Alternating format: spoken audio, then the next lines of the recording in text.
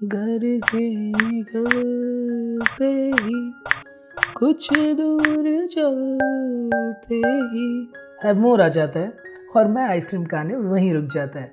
तो आज हम बात करेंगे एक ब्रांड की जिसके साथ सभी के दिल जुड़ गए हैं, हैवमोर। हैवमोर एक इंडियन आइसक्रीम ब्रांड है जो कि एक यादगार स्वाद का अनुभव प्रदान करता है। आज की डेट में Havmor Amul, mother dairy, quality walls जैसी ब्रांड को भयंकर टक्कर दे रहा है और 2022 के फाइनेंशियल ईयर में 500 करोड़ से ऊपर का धंधा कर चुका है। पर क्या आप जानते हैं हैवमोर ने 2011 में ऐसी क्या गलती की थी कि जब ऐसा लगा था कि हैवमोर अब बर्बाद हो जाएगा। हैवमोर जो कि काफ़ी पॉपुलर हो चुका है लेकिन फिर भी 2017 में एक कोरिया वाले के हाथों बिक चुका है। पर ऐसे हुआ कैसे? और सबसे महत्वपूर्ण सवाल है क्यों?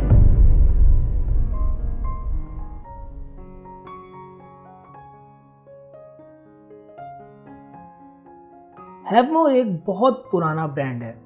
हैवमोर का जन्म 1944 में कराची में हुआ, जिस समय हमारा भारत विभाजित नहीं हुआ था। इसके फाउंडर थे सतीश चोना, जो कि उस समय BOAC में एक इंजीनियर के तौर पर काम करते थे, जिसे आज ब्रिटिश एयरवेज के नाम से जाना जाता है। पर सतीश चोना तो भारतीय थे, तो विभाजन के समय वो कराची से, जो कि आज पाकिस्तान का हिस्सा है, उसे छोड़ पहुंच गए देहरादून और वहां जाकर उन्होंने एक छोटा सा आउटलेट खोल लिया। लेकिन देहरादून था ठंडा शहर, तो आइसक्रीम तो क्या ही बिकती। तो वो वहां से चल दिए इंदौर और वहां पर एक आउटलेट खोल लिया। लेकिन किस्मत ने साथ नहीं दिया और वहां पैसों का कुछ घपला हो गया और वो वाला आउटलेट भी उन्हें बंद करना पड़ा। तब उनके दोस्तों ने उन्हें सलाह दी कि गुजरात में आउटलेट खोल लो, वहां चल जाएगा। बात सतीश चोना जी को भी समझ आ गई, क्योंकि एक तो गुजरात गर्म इलाका है और वहां पर लोग मीठा काफी ज्यादा पसंद करते हैं। पर दिक्कत ये थी कि अब उनके पास पैसे नहीं थे, पर उन्हें खोलना था तो सिर्फ आइसक्रीम पार्लर ही। तो वो अपनी पत्नी मिसेस निर्मल चोना जी के साथ गुजरात आ गए और कुछ समय रेलवे स्टेशन को ही घर बना लिया। दोनों पति पत्नी सारा दिन रेलवे स्टेशन के पास ही आइसक्रीम बेचा करते और रात को आइसक्रीम बनाया करते थे। अब सवाल उठता है कि एक इंजीनियर को आइसक्रीम बनानी आई कहां से, और फूड बिजनेस में ही इतना मन क्यों लगता था चोना साहब का। तो बात है तब की, जब वो ब्रिटिश एयरवेज में एज एन इंजीनियर काम किया करते थे। दिन में अपनी जॉब और रात को वो जाते थे अपने अंकल के रेस्टोरेंट पर, जहां पर उन्होंने आइसक्रीम बनाने की कला सीखी। तो शुरुआती दिनों में हाथ में 200 रुपीज लेकर चोना जी ने एक छोटा सा स्टॉल खोला गुजरात में, रिलीफ रोड पर, जिसका नाम था हैवमोर। कमाल की बात यह है कि हैवमोर नाम सुन के लगता है कि कोई आज के ज़माने का ब्रांड है। उस समय तो राकेश कुल्फी वाला, सुरेश आइसक्रीम वाला ऐसे नाम हुआ करते थे। लेकिन फिर भी इतना कूल नाम जो 2023 में भी नए ज़माने का लगता है। इसी को कहते हैं दूरदर्शिता, जो कि आपको और मुझे सीखनी है। तो उस छोटे से स्टॉल पर वो और उनकी पत्नी आइसक्रीम बेचा करते थे और जब उनका दोस्त आता था तो वो उसे स्टॉल पर रोककर उसकी साइकिल लेकर खुद घर घर आइसक्रीम बेचने अहमदाबाद की गलियों में निकल जाया करते थे। उनकी पहली आइसक्रीम की रेसिपी बहुत ही बढ़िया थी और उसके लिए उन्होंने कई बार ट्रायल एंड एरर किया। फाइनली उन्होंने एक रेसिपी तैयार की जिसमें दूध, मलाई, चीनी और कुछ स्पेशल इंग्रेडिएंट्स थे। उनकी आइसक्रीम की क्वालिटी बहुत ही अच्छी थी और बहुत ही ज़्यादा पॉपुलर भी हुई। वो बेसिकली 3 चीज़ों पर फोकस किया करते थे: अच्छाई, सच्चाई और सफाई। और इसलिए उनकी पॉपुलैरिटी भी बढ़ती गई और जैसे जैसे लोगों को उनकी आइसक्रीम के स्वाद के बारे में पता चलता गया, उनके कस्टमर्स और भी बढ़ते गए। आपको हैवमोर का सबसे बेहतरीन फ्लेवर कौन सा लगता है? कमेंट करके जरूर बताएं, भाई हमें भी तो ट्राई करना है। दिन रात काम करने के बाद 1950 और 53 के बीच उन्होंने अपनी पहली आइसक्रीम फैक्ट्री भी शुरू की, जहां से उन्होंने अपनी आइसक्रीम सप्लाई बढ़ा दी। और अब हैवमोर का जो स्टॉल था वो कस्तूर भाई लाल भाई, जो कि अरविंद मील्स के को फाउंडर थे, उनकी मदद से शॉप में बदल गया। तो हैवमोर की पहली शॉप कल्याण भवन में अहमदाबाद में ही खोली गई, जहां सिर्फ आइसक्रीम और स्नैक्स सर्व किए जाते थे। और धीरे धीरे हैवमोर अपनी ब्रांचेस पर भी काम कर रहा था, जैसे उन्होंने एक ब्रांच बड़ौदा में भी खोल ली थी। साल 1960 में हैवमोर का नाम चेंज होकर हैवमोर हो गया था। हालांकि नाम में कुछ चेंजेस नहीं थे, सिर्फ ही गायब कर दिया गया था। हैवमोर ने एक नया range of ice cream flavours launch किया, जिसमें कुल्फी, चॉकलेट, स्ट्रॉबेरी और मैंगो फ्लेवर्स शामिल थे। पहले हैवमोर के पास लिमिटेड फ्लेवर्स ही थे, लेकिन उन्होंने अपने कस्टमर्स की पसंद के अनुसार अपने फ्लेवर्स को डाइवर्सिफाई किया और नए फ्लेवर्स को इंट्रोड्यूस किया। उनके नए फ्लेवर्स को लोगों ने बहुत पसंद किया, क्योंकि ये फ्लेवर्स उस समय के पॉपुलर फ्लेवर्स थे। हैवमोर ने अपने बिजनेस को एक्सपेंड किया और कस्टमर्स के लिए एक अट्रैक्टिव ब्रांड बनाया। साल 1980 में हैवमोर एक बहुत बड़ा आइसक्रीम ब्रांड बन चुका था। उनका ब्रांड अहमदाबाद में काफ़ी पॉपुलर हो चुका था, लेकिन इसके बाद भी उन्होंने अपनी रेसिपी और फ्लेवर्स को कस्टमर्स के लिए और सुधारा और भी बेहतरीन बनाया, और कुछ सालों में ही अहमदाबाद में ही अलग अलग जगह पर काफ़ी ब्रांचेस भी खोल ली गई। अगले 10 सालों तक अच्छाई, सच्चाई और सफाई के साथ सतीश चोना हैवमोर को एक अलग ही मुकाम पर ले गए, और अब समय आ गया था कि उनके बच्चे इस जिम्मेदारी को अपने कंधों पर लें।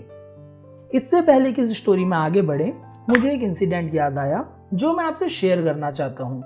एक बार सतीश चोना एक मेजर सर्जरी के लिए हॉस्पिटल में एडमिट थे, और उस समय उनके बेटे प्रदीप चोना हैवमोर की देखरेख कर रहे थे। उन्होंने प्रदीप चोना को बुलाया। प्रदीप को लगा कि शायद उनके पिता उनसे बात करना चाहते हैं, माँ और बहन का वो अच्छे से ख्याल रखें और वसीयत के बारे में भी कुछ बात करें। लेकिन उस समय भी सतीश जी हैवमोर को लेकर चिंतित थे। उन्होंने अपने बेटे प्रदीप चोना से बस ये कहा कि बेटा, जो आइसक्रीम का क्रीम बन रहा है, मैं उससे संतुष्ट नहीं हूँ, तो तुम जाकर खुद साइट पर विजिट करो और देखो कि क्या दिक्कत है। इससे पता चलता है कि इतना पैसा कमाने के बाद भी वो अपने कस्टमर्स को संतुष्ट रखना चाहते थे, जो कि एक बहुत बड़ी बात है। साल 1990 में सतीश चोना जी के बेटे प्रदीप चोना हैवमोर की जिम्मेदारी संभालने के लिए तैयार थे। सबसे पहले उन्होंने सोचा कि हैवमोर को अहमदाबाद से बाहर निकालकर पूरे गुजरात में फैलाया जाए, तो उन्होंने वही करना शुरू कर दिया। उन्होंने डिस्ट्रीब्यूटर्स ढूंढे और गुजरात में अलग अलग जगह पर हैवमोर की फ्रेंचाइजीज खोलनी शुरू की। आइसक्रीम में क्वालिटी के साथ साथ इनोवेशन भी किया गया और काफ़ी सारे और ज़्यादा फ्लेवर्स लाए गए। साल 2006 तक हैवमोर इतना ज़्यादा पॉपुलर हो चुका था कि 2.5 lakh litres ice cream per day manufacture की जा रही थी। इसी साल सतीश चोना के पोते और प्रदीप चोना के बेटे अंकित चोना ने भी हैवमोर को पूरी तरह से ज्वाइन किया। अंकित का विजन था कि हैवमोर को अब गुजरात से बाहर लेके जाना है और कम से कम 11 स्टेट्स में हैवमोर पार्लर खोलना है। और अब प्रदीप और अंकित दोनों मिलकर हैवमोर को बड़ा बनाना चाहते थे, और इसी विजन की वजह से ही साल 2006 में ही हैवमोर का रेवेन्यू साल 2005 से 6 गुना बढ़ चुका था।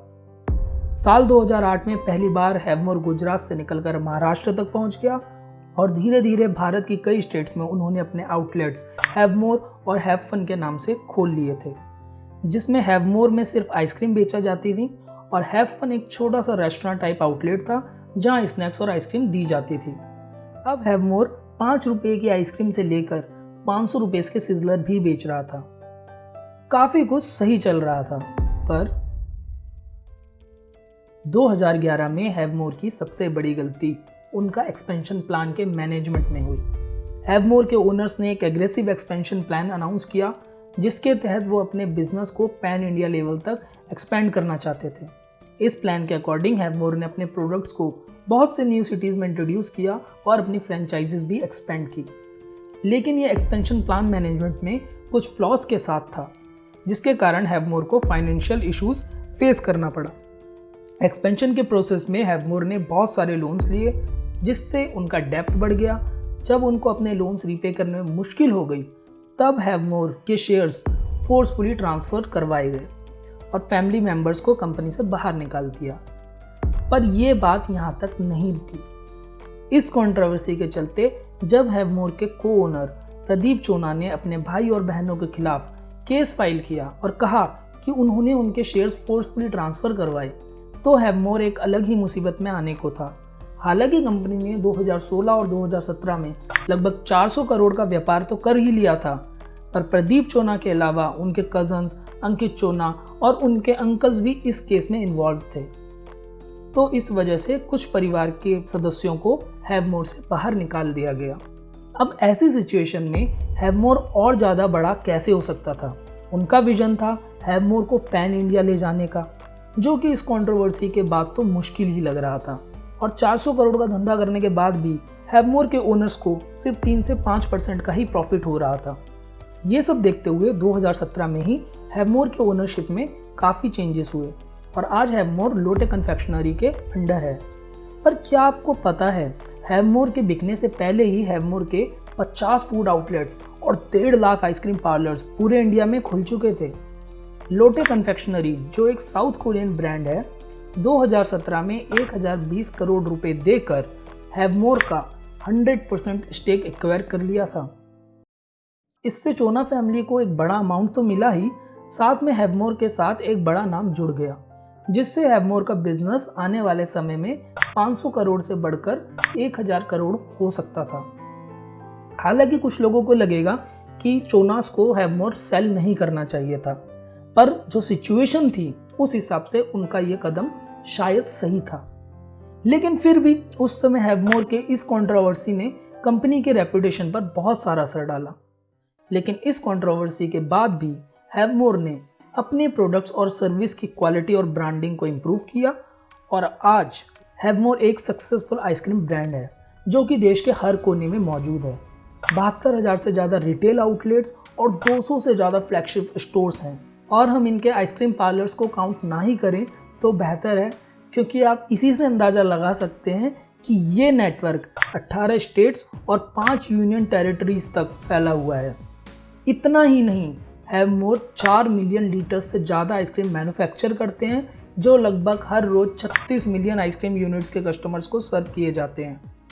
हमने भी 2 वीडियोस तो पूरी कर ही ली हैं, सपना हमारा भी मिलियन सब्सक्राइबर्स का ही है, तो क्यों ना आप भी इसमें हमारी थोड़ी मदद करें और चैनल को सब्सक्राइब कर लें। खैर, आज हैवमोर चाहता है कि उनके आइसक्रीम पार्लर्स तो लगभग पूरे देश में फैल ही चुके हैं, अब वो अपने रेस्टोरेंट पे भी काम करना शुरू करें। इसके बारे में हम किसी और वीडियो में बात करेंगे। हैवमोर का सफ़र बहुत ही लंबा और मुश्किल रहा है, लेकिन अपने 3 सिद्धांतों पर चलते हुए अच्छाई, सच्चाई और सफाई, उन्होंने हमेशा अपने प्रोडक्ट्स और सर्विस में सुधार किया और अपने काम में कभी हार नहीं मानी। 200 रुपीज़ के आइसक्रीम कार्ट से 500 करोड़ का ये सफ़र इतना ही था और आने वाले समय में सब सही रहा तो ये सफ़र 1000 करोड़ तक का आराम से जाएगा। आपको क्या लगता है, कमेंट करके ज़रूर बताएं। मैं मिलता हूँ किसी और वीडियो में, तब तक के लिए bye bye and take care.